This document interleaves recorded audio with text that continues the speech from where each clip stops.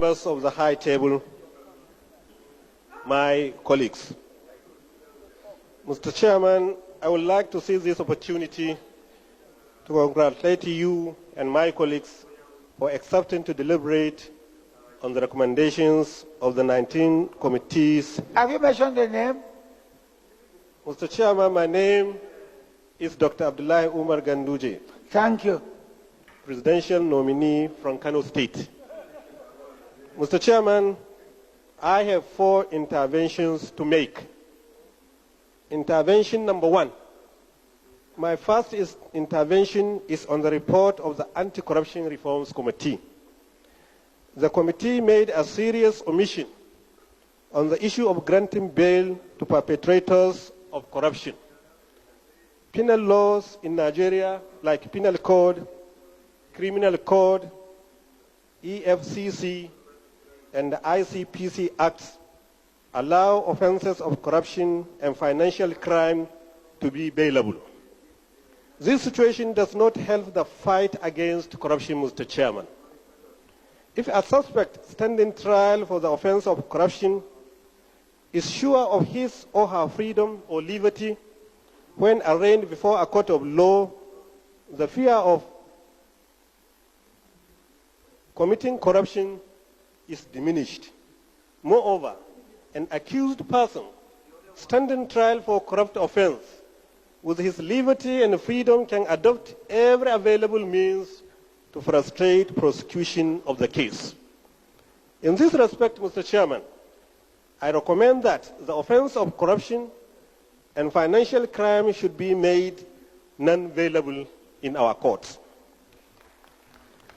The fear of remaining in prison custody during the period of trial in court can serve as deterrent to people that intend to commit offense of corruption. Also, Mr. Chairman, I recommend that high-level embezzlement of public funds and in financial institutions should attract death penalty, as obtained in countries like the People's Republic of China. Intervention number 2, Mr. Chairman. My second intervention is again on the report of the Anti-Corruption Reforms Committee. The committee recommended that government should investigate all the local and foreign assets of all the executives at all levels who have served since 1966 and bring the corrupt ones to justice. To my understanding, Mr. Chairman, the investigation will involve all past heads of states, elected presidents, past military governors, military administrators, elected governors, local government chairmen, and local government sole administrators. Mr. Chairman, no one should condone corruption in whatever disguise, but to investigate the above array of executives from 1966 to date is a Herculean task. Some of these executives are dead. Some surrendered their lives to keep Nigeria one. Some are presently bankrupt, yet some are surviving with difficulty.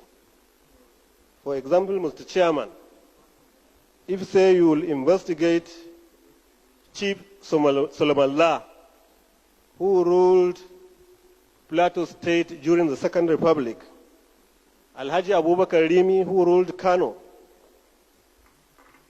Dr. Garba Nadama, who ruled Sokoto State, and many other state governors in the Second Republic from the South, I assure you, Mr. Chairman, instead of asking them to pay you something, probably the government has to pay them for inconveniences.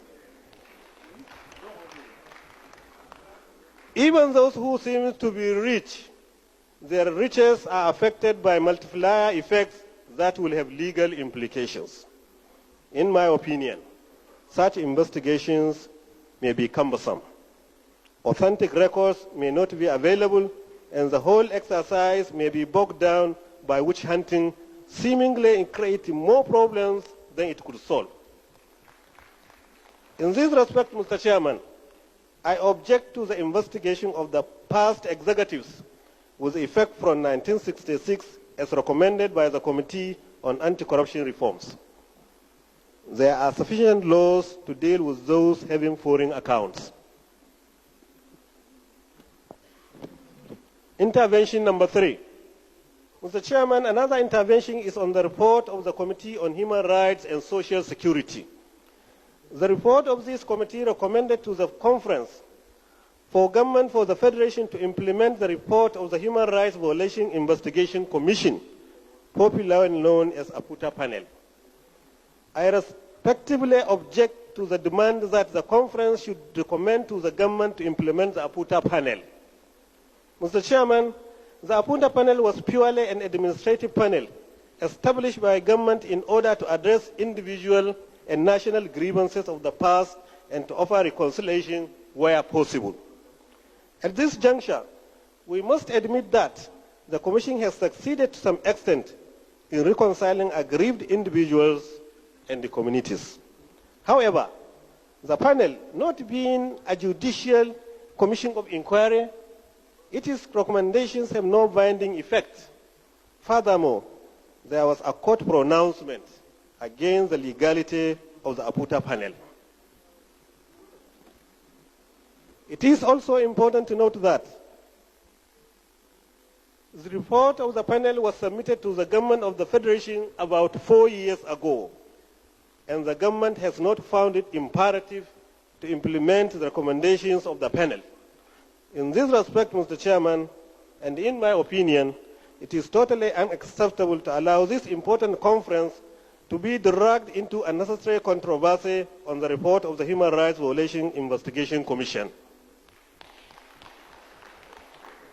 Intervention number 4. Thank you very much, Mr. Chairman. Thank you.